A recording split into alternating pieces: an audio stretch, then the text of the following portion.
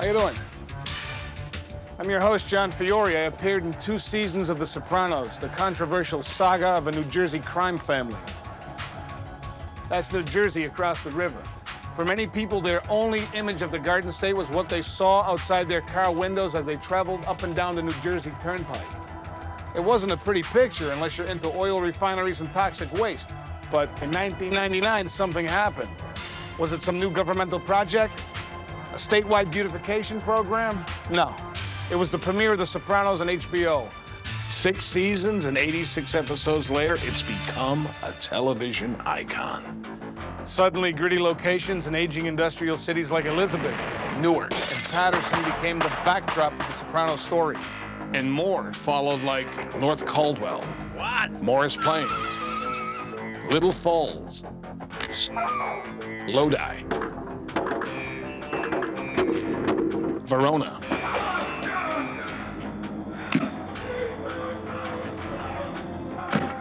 Many of these locations have become household names like the Bada Bing in Pizza Land. Tourists from all over the world want to visit the Soprano family home. And Holston's, where the last scene was shot. And it's really something. I did about a dozen episodes as Gigi Sestone, a Capo and Tony's crew. I even whacked a few guys, but you know what? I'll always be remembered for what happened to me in episode 34. I died. No hail of bullets, not even one neat shot behind the head. I died literally in the head. Yeah, I had to go out on the toilet, but when you gotta go, you gotta go.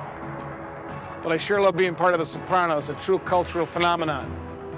So by popular demand, I'm gonna take you on an exclusive tour of the actual locations where The Sopranos are shot, both with a camera and a gun. Bang, bang, bang, and he shot him. Along the way, you'll meet some of the cast and crew. The weapon of choice? Oh, a baseball bat. Hear real inside stories. Everybody wants to know what happened to the Russian. See behind-the-scenes video footage.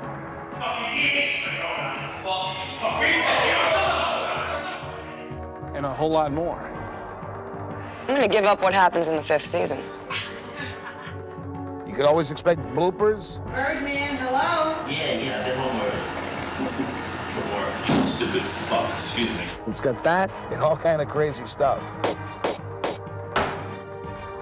I'm very unlike Tony Soprano. I'm a sweet gentleman. Hey, driver, we got to get down to the Lincoln Tunnel.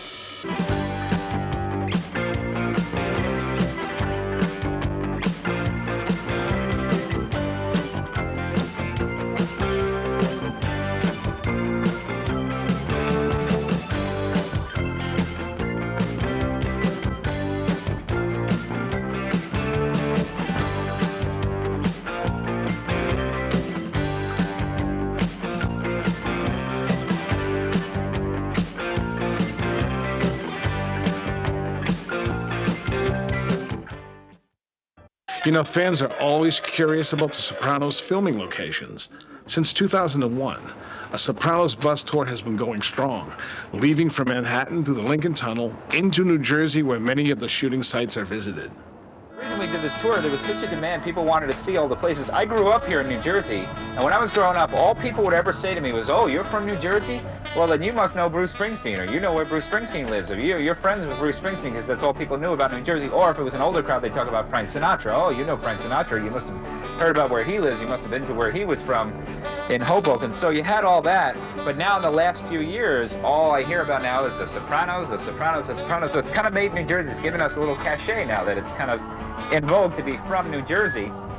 And a lot of people want to know where these places are filmed. A lot of people are surprised that they are actual locations where they do film in New Jersey. And the funny thing is, a lot of these places that we're going to on the tour, when I was a kid growing up, my parents used to tell me, you never want to go there. Those are really dangerous areas. And now people are paying us $30 a week to take us there into these neighborhoods. Okay, as far as the locations go in The Sopranos, I never know where I am. The only place I remember is Asbury Park, because we stayed there for a few days, and it was the most surreal experience of my entire life. We stayed in a hotel that was just like The Shining. We partied all night, and it was just so sad to see that whole boardwalk completely dilapidated and just gone to shit. I sent my Gumana, Marie, on the tour to get some interviews. What's your name? Where are you from? David Kaplan, I'm from Long Island. Jerry Nagato, and I'm from Honolulu, Hawaii. California. Pittsburgh, Pennsylvania. Francis from Queens. I'm from New York. And you were from? Northern Ireland. Graham, North Carolina. Oklahoma City. Montreal, I'm from Canada. Dennis Loki, Dallas, Texas. Patrick Prinka, Waco, Texas. Philadelphia. You are from where? Sweden. I'm from Hoboken, New Jersey. Who's your favorite character? We gotta have Tony, definitely. I mean, but I'll tell you what, Paulie, I'm coming for you. You're mine. You're mine. In the next episode, you're mine. Who's your favorite character? I would say Tony Soprano. Hey, gotta love Tony. I like Tony. Tony. All the women have the hots for Tony. Tony, I reckon. I love Tony because I love the way he runs his family. He runs his family just like my family. A lot of lies and deceit. I'm very unlike Tony Soprano. I'm a sweet gentleman. Who's your favorite character? Richie. Richie Aprile, the guy that got blown away. Richie Aprile, what do you think about that? She did the right thing. He was a great actor. Well, he's doing his job, David Frobel, right? He was so despicable. He was wonderful. Who's your favorite character? Carmine Sr., the boss of all bosses. I do a lot of gangster movies, mob movies, and I don't know why. I like Steve Buscemi playing Tony B. I like his work and how he trying to make it back after being inside. Oh, Meadow, she knows a lot and can teach you things. She put things straight into perspective. It's been pretty amazing. I think the way I look at it most is just the amazing people that I've met, and we really, I mean, everyone will say it, we really formed a real family here. And I mean, of course, it's great for everyone's careers, but I think we're all just feel really fortunate to be working with the people that we are. I like Georgie, the guy that gets beaten up at the Bing. Everybody's very happy when they see Georgie because they're all sure that I'm going to get beat up. The crew and everybody's like, ha ha, Georgie's here, all right. And I say, I'm not getting beat up, and they go, oh, come on, man, you know. I used to like the guy Furio with the ponytail. Whatever happened to him? I like when he came over from Italy. I like Silvio. Silvio Dante? Yeah. And why is that? Because I like Bruce Springsteen and he's in the E Street Band. Adriana's my favorite. What's not to like? In my dreams, what a dish. Forget about it. I've always kind of liked Christopher the most. Why is that? He's a young guy, and you know, he knew what he wanted, and he did whatever he had to do to get that. I'd say the psychiatrist. Oh, Dr. Melfi. You like the serious, smart type? Oh yeah. I've been told I look like Ralphie. What about the hair? In the mornings, it's very much like Ralphie's. Probably Carmela. She's just a typical housewife, sort of. If you were Carmela married to Tony, what would you do? Oh, I would love it. I love him, but I'd leave him. He'd be eliminated. Who are you most sorry to see get whacked? Big pussy. In fact, when I was in Scotland, I was watching my last episode, the boat episode, where I got whacked. So people didn't even know I was dead yet. And then the next day, I'm walking around Scotland, and they felt bad for me because I was dead. And they were asking me, coming back on the show, was it a dream? Are you really dead? So even though that work was like years ago for me, it's current to a lot of people who just see the videos, and it's all new again. So it's like you're gaining a new audience. I'm an international film star now. Which character bothered you the most to see get whacked? Adriana, what a shame, but a rat's a rat. Dun, dun, dun, dun. It was hard to see Christopher go at the hands of Tony. For me, it was Bobby Bacala. I couldn't believe when those guys came in and gunned him down. He landed right on top of the train set. Who are you most sorry to see get whacked? Phil Leotardo, the guy you love to hate. It was a shame to see him go. Which character bothered you the most to see get whacked? Probably Jackie Jr. The only thing that was a surprise about Jackie Jr. was that Tony didn't do it. If you have a message for Big Vito who whacked Jackie Jr., what would that be? Vito, you did a good thing. Why is that? Why is that? They broke into the card game, you didn't belong there. When I shot Jackie Jr., immediately all the girls, I was watching with a lot of people in a restaurant. So all the girls gasped and started calling me names and everything. But then they applauded, because they knew that I had done the hit. So we're on a location, and it's a somber moment because we have a feeling Jackie Jr., well, we know Jackie Jr. is going to get shot.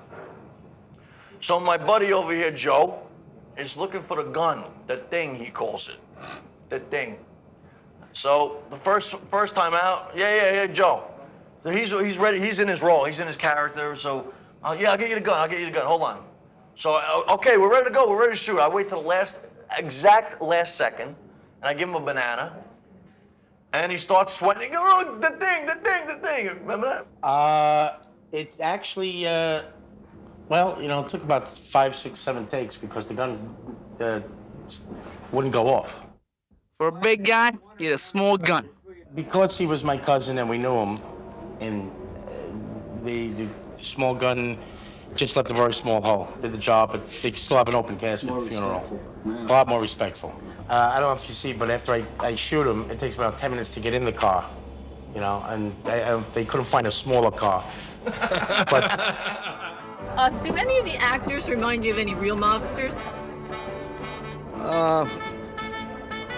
Yeah, you can see it in, you know, the way they act, yeah.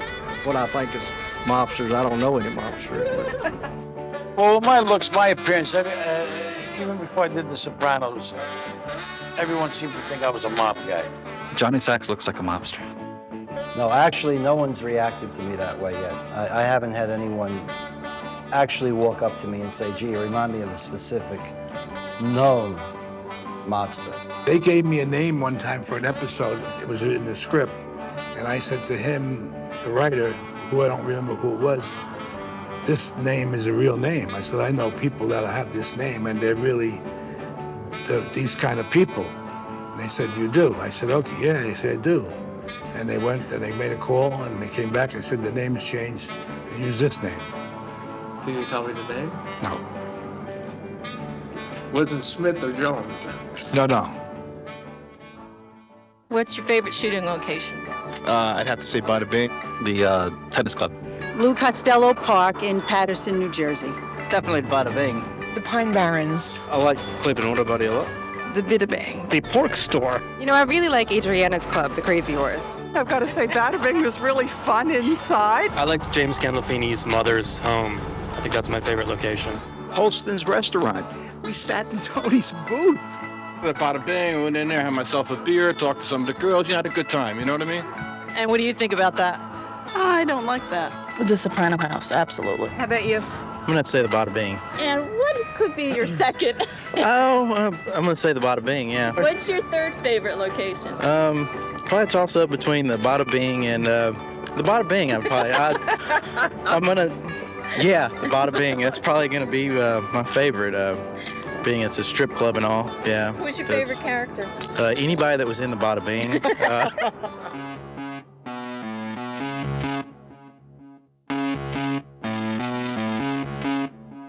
They don't really dance topless. New Jersey law doesn't allow any nudity where alcohol is served, but the producers, they bend the law so we guys can, you know, check out those beautiful bazookas. Fans always ask, where did the name Bada Bing come from? One explanation comes from the '72 film The Godfather. The young Michael Corleone decides he must kill a corrupt police captain, but his brother Sonny warns him. He goes, hey, what do you think, this is the army where you shoot him a mile away? You get up close and like this, and bada bing, blow that brains all over your nice Ivy League suit. But some people don't agree that the words Bada Bing originated in The Godfather. That's bullshit. Bada Bing, Bada Bang is mine. I'm the one that created Bada Bing in the Italian Wedding. I sold over 1 million albums. So at least we know there's a couple of million people out there know that Bada Bing, Bada Bang is mine. So all these geniuses that ad-lib something, Jimmy Conn can't ad-lib a fart. Now, the Bada Bing Club in Lodi, New Jersey is really the Satin Dolls. I like the name Satin Dolls better because Satin Dolls, to me, that's where gangsters would hang out. They wouldn't hang out with the Bada Bing because they can't say it. They'd be spitting all over the fucking bar. Satin Dolls is where the girls are, they're nice, but you know something? These geniuses, let's call the club the Bada Bing. My first day on The Sopranos, the location was the Bada Bing. So I go home after this day, and I go home to my girlfriend, and I'm like, she's like, well, how'd it go? I'm like, I don't know, this show is really weird. I'm like, all these mom guys and the highway and the topless girls, and this is some wacky show. See, in the program, the Bada Bing is owned by Silvio Dante, played by Stevie Van Zandt, and of course is a favorite gathering place and front for the Soprano crew. Let's go in. Hi, welcome to Satin Dolls, also known as the Bada Bing. Let's check it out. Well, here it is. It's Satin Dolls, known in The Sopranos as Bada Bing. Hey, here's Nick, the manager. Hey, John, how are you? How Good you to doing, see buddy? you. What's going on? How's everything? Good, how are you? Good. Welcome to Satin Dolls, the Bada Bing Club. The most famous dance floor and bar area in the world. Let's check out the rest of it.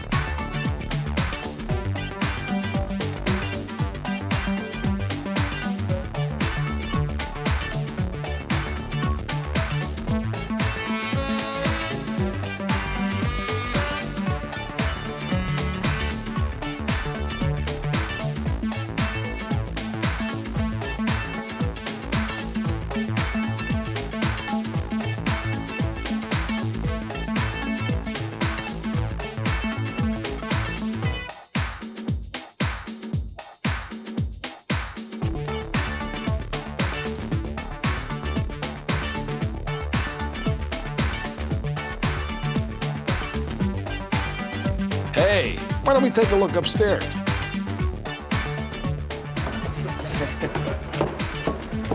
So, Nick, this is where many of the, shall we say, mob-related meetings took place on the show, right? Yeah, you're absolutely right. Have a seat.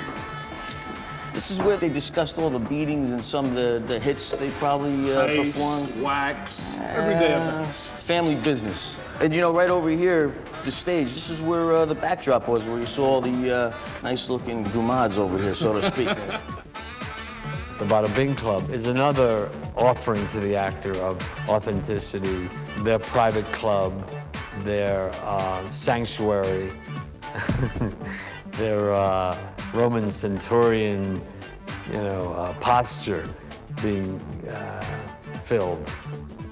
You have it all, like the dancing girls, the booze, the cigars, and it all equates to power. So, John, this area of the bar must look real familiar to you. It does look vaguely familiar, I must say. This is where a lot of the scenes were shot, right here at the bar. As you can see, Route 17 out through the front door, and the stage where all the lovely dancers were filmed right over here. And believe it or not, everybody who comes into the club wants to sit right where you're sitting. Oh, do they really? Yeah. And the reason being is because this is actually where all the real good fellows hang out, right here at the bar. So this is also where my friend Frank Santarelli, who plays Georgie, gets smashed in the head with the phone? Yeah, This area, right here? Right over here. This is where he took a little bit of a whack. Yeah, this is where it took place, right over here. That's right, guys. In the second episode of The Sopranos, as everybody remembers, I get hit with the phone. Bada bing. Hello? Bada bing, hello? I never work these phones. Hello? Ah. Hello, bada bing. Yeah, no, there's no Georgie here. It's Frank Santarelli. Yeah, I play Georgie. People want to know why I don't hit him back? Because it's not real. It's television. If I hit him back, you understand? You don't hit a made guy. I've been in 12 episodes, and in 10 of those episodes, I get beat up. And I'm very excited about it, very happy about it. I'm the original hitman. I get hit with everything.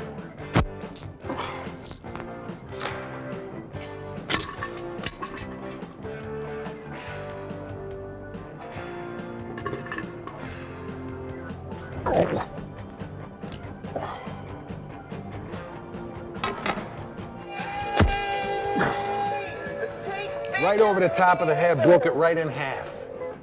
Right in half. One made of balsa wood that shattered into a million pieces. After every take, Tony came over and said, How's your neck? You all right? God bless.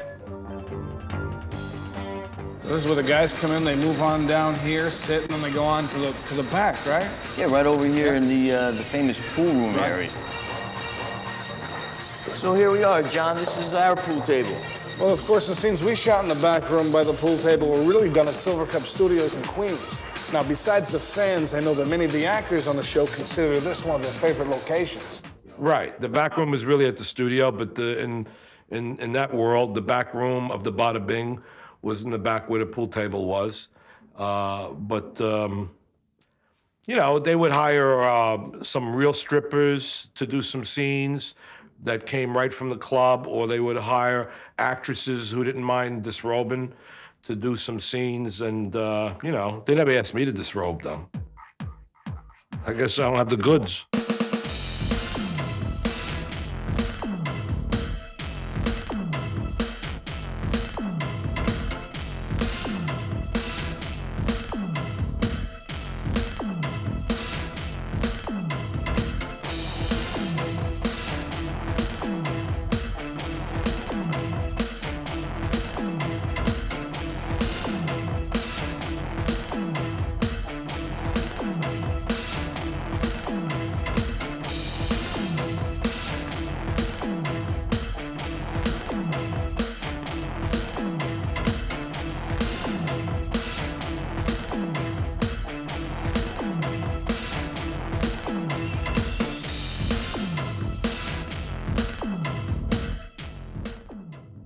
Here we are at the club with some of the girls who actually appeared on the Sopranos series. Take it away, John. Thanks, Nick.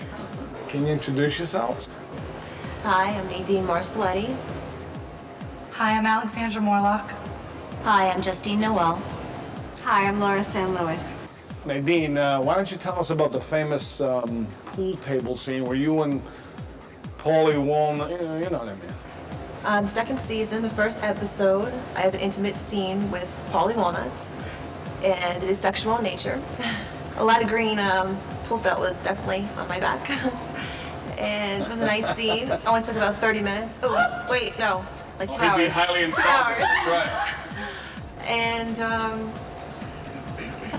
quite the man. Would you say he knows how to use his pool cue? On the money. That's very nice. Who's next? Who's got something else? Okay, baby. I was at a bar scene in the Bink, and the manager of the bar told me that I had to give him $50 and a blowjob if I wanted to work. A what job? A blowjob. Did you say a blowjob? And I was in shock. Like, we were filming and I couldn't believe it. I had to say, you know you're gonna make at least $500 in there. It's $50 plus a blowjob to me later on. I get to say that twice. I say it at the beginning of the episode and then at the end. And I have a lot of uncles and stuff that come up to me going, hey, $50 plus a blowjob. I like that scene. I like that scene. I just had to sit there and look serious and like not laugh, and I was like, oh my gosh. Did you go for the deal? No, he wasn't my type, no. It's $50 plus a blowjob to me later on. And that's a lot to say when you only have one line to say. And the problem is that there's 150 people in motion. So it took 3 takes for me to get that. And with the air conditioners off and people sweating and 100 people working, the director came over to me, Alan Coulter, he said, you gonna get it on this take? I said, yeah. And when I got it, everybody gave me like a little mock applause. I have a good one. I did a background scene for a fight, and we did about 4 hours on it. And the shot started off on my butt, and the extra was allowed to place his hand on my butt progressively, going downward. And as the scene would, we'd keep shooting it over and over again. He would keep grabbing it. So the next day, we started doing another scene, and he kept grabbing my butt. So I told him, I said, that'll cost you $500 because that's about what you owe me right now. So everyone thought it was cute. And after we were finished, we went to go do a costume change. And then I had the production assistant send my hot pants over to him to keep as a gift. So they thought it was cute. So. Did he send you the $500? No, he didn't. But as an extra, he only makes about 80 a day. Give the poor guy a break, for God's sake. You must have a little story to tell. Yeah, I do. I was in an episode called University. And I did an up-close and personal dance for Vito, and the director actually told us we had to tame it down a little bit because it was causing too much of a scene. Joe Pantoliano was telling a joke, and it's happened behind me. And I'm getting a lap dance, and, you know, 1 take, 2 take. And Jeff Marchetti, our props man, comes over and winks to me and tells me that, you know, the action's really with you guys. You guys are right in the center, you know, and you really can't see what's going behind you. So, you know, the girl the dancer, the actress dancer, her hair's parked up. She goes, really? So I looked at her and I said, you know, if you want to get as dirty and as wild as you want, we'll do it. So she says, oh, okay, you take life? I said, yeah, you know, because you do a good job, they'll use you all the time. So anyway. That's a good line. So, so take after take, I was lifting her up, spinning her around. She's wrapping her heads around me, her legs around my head. And the director came over and he says, you know, that's really good what you're doing, but can you tone it down a little because we want to use this maybe for regular TV. And I said, all right, that was a toned down version. Some of the most controversial scenes have been shot right in the back of the club, and my pal Danny Grimaldi, who plays Patsy Parisi, is out back to tell us about it right now. This is the area where Ralphie killed a young stripper, and he beat her to death right in this location here. Right over there is the fence where Tony hit Ralphie, and this is the back of the Bada Bing. I was in the scene that night myself with Ralphie, Tony, and all the other guys. Let me tell you, that was a long, rough shoot. This is specifically the episode where Tracy, the stripper, gets killed out back by Ralphie. Probably one of the most brutal television episodes ever. Once she was killed, she was laying there, and we all file out in the back. And we see her laying there, and Dan Grimaldi, who plays Patsy Parisi, shoves me and says, get a carpet so we can roll up the body and hide it. The dummy that they used was an exact replica. And it was kind of unsettling because it looked just like Ariel, the actress. And it was laying there in the ditch.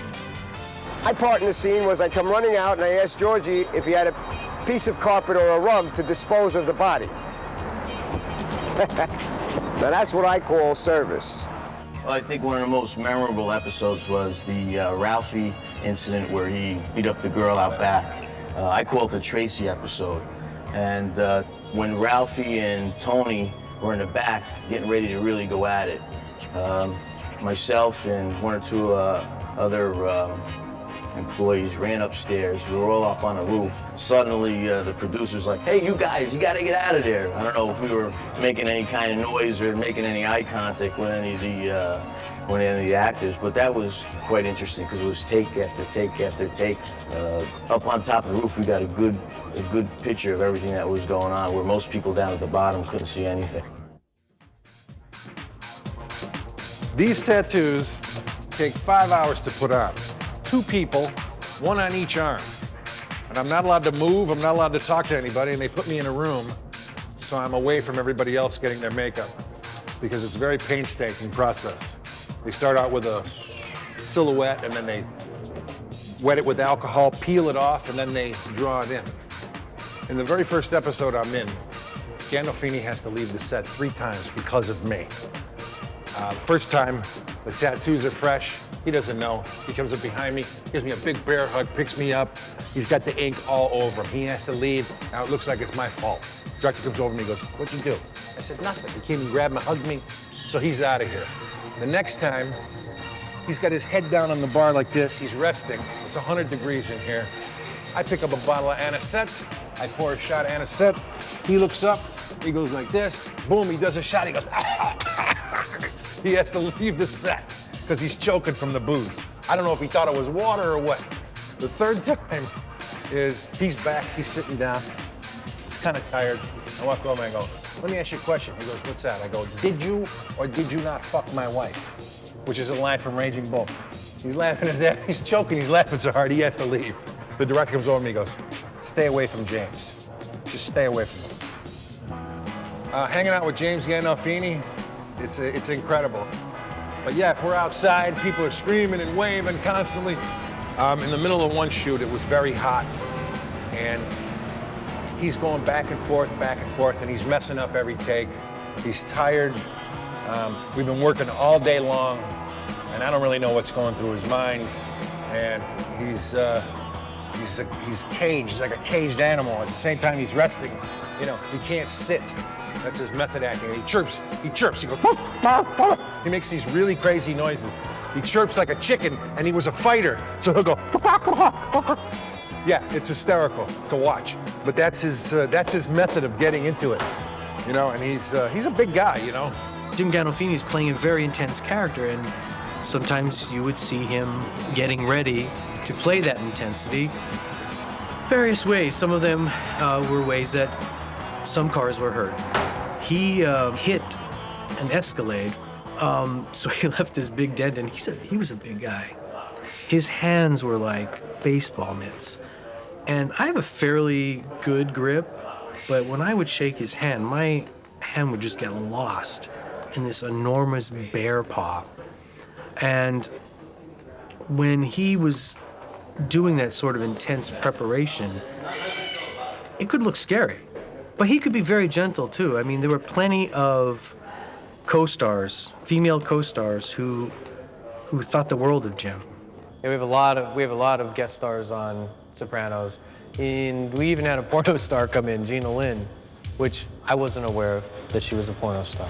I'm not knowledgeable about that stuff at all, but I've been told.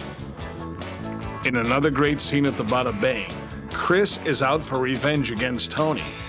This is because of rumors that prior to an accident in Tony's truck, Adriana had given Tony a blowjob while he was driving his black Escalade. Later, these accusations were proven to be unfounded. There's a scene in episode 5 of the 5th season where Christopher is drunk out of his mind and he pulls up outside the Bada Bing and shoots up Tony's car, Tony's red Suburban. And they did a lot of run-throughs with the stunt guy just to plan that sequence out very well, because you want to do as few takes as possible when you're setting up special effects. And you know, they set these charges on the car and they blow out the tires and the windows. You don't want to have to keep resetting too many times. So they run through it so that when they finally shoot the scene, they don't have to repeat it. It takes a long time to reset those special effects. Everything has to be rewired and the windows have to be put back in. So it's a long time to redo those effects. So if you can get it good on the first take, that's golden. You know, even if you have to do another take, you just don't want to have to keep doing it over and over again. So there's a lot of planning for that.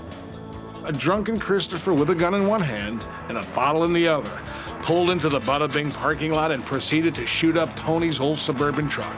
The truck was rigged to have the windows and tires shot out to coincide with Michael Imperioli's actions. Have a look.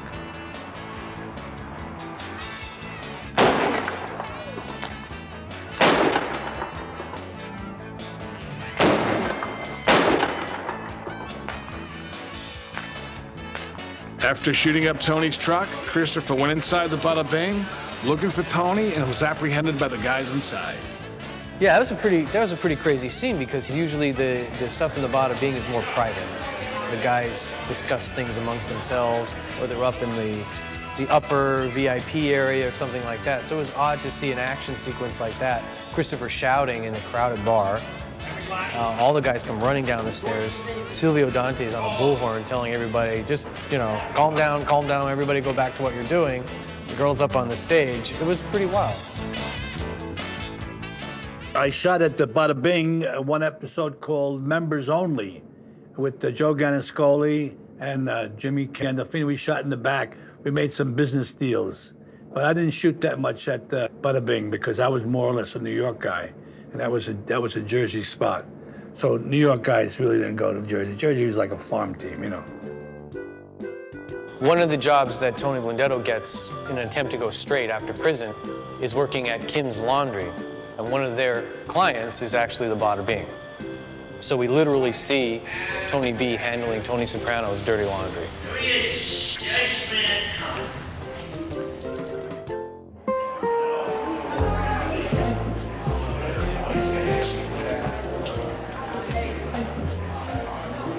Here we are at the Bada Bing.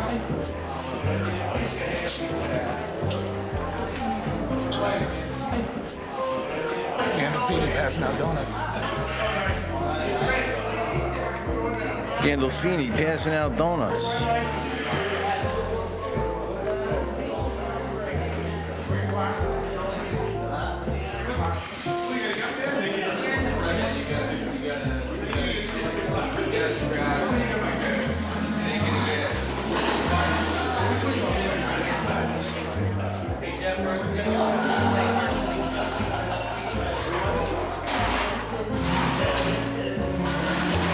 James Gandolfini passing out donuts to David Chase. That's James Gandolfini in the hoodie.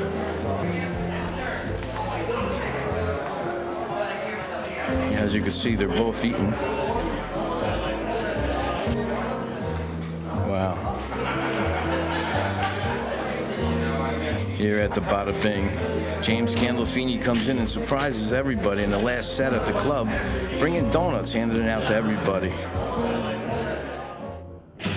Things were not that sweet outside on the Bada Bing parking lot.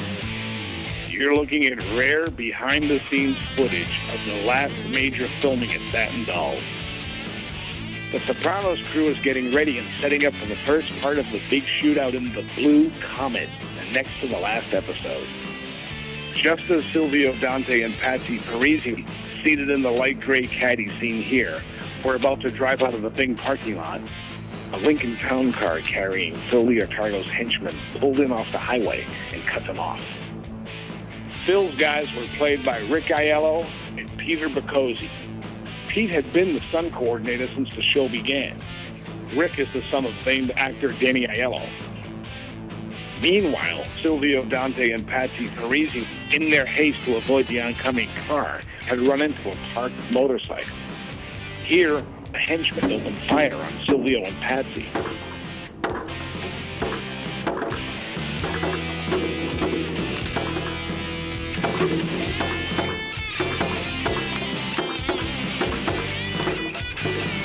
As they exchange fire, Patsy exits the car and makes a run for it.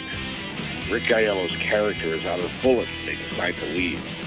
Silvio is shot up and badly wounded, and he and the car are riddled with bullets. The would-be assassins peel out of the parking lot and onto the highway and end up colliding with a yellow motorcycle. The bike goes sliding down the road, separated from its driver. That red car you see down the road ends up running over the driver as patrons of the club looked on in horror. And that's the end of the sequence. Of course, a dummy was used in multiple scenes of the crash. Here, we see the stunt driver used for the scene. Here is Danny Grimaldi in bloody makeup. Steve Van Zandt gets some finishing touches for his upcoming scene. Silvio is doubled by stuntman Paul Boccosi in the shooting scenes. Here he is standing next to Nick, the manager, dressed to resemble Silvio prior to shooting the scene. It took almost 2 days of shooting to get less than 2 minutes of action on screen. The first day of filming was spent on the big shootout. Then on another day, the highway accident took up a whole Sunday morning and afternoon, tying up traffic for miles and miles. To come in and close down Route 17 is something you might hear about for a big movie being shot in New Jersey. But for a television show, this was a major event. And they had to let some traffic through. I think they had one lane of traffic that they would let go periodically, because you can't shut it down for real. It is a major throughway. But one of the things they do is you have stunt drivers and extras in the cars blocking those lanes. So as the traffic is happening, the cars you're seeing go by are all driven by people who are hired for the day. Some of them are stunt drivers, and then after that, you have extras who get paid to bring their cars and things like that. One of the big sequences that you definitely had to shut down the entire highway was the stunt with the motorcycle. That's a big stunt, and you definitely have to have complete control of the highway for that. And then you get into the funny, fake movie stuff where the bike is crashed, but to continue the sequence, they had attached the motorcycle to a cable and pulled it down Route 17 to make it look like the motorcycle continued to just slide down the highway. And that's movie magic right there. I believe they speed up that shot so that it looks like the motorcycle is going even faster, because I think they pulled it at like 10 or 15 miles an hour.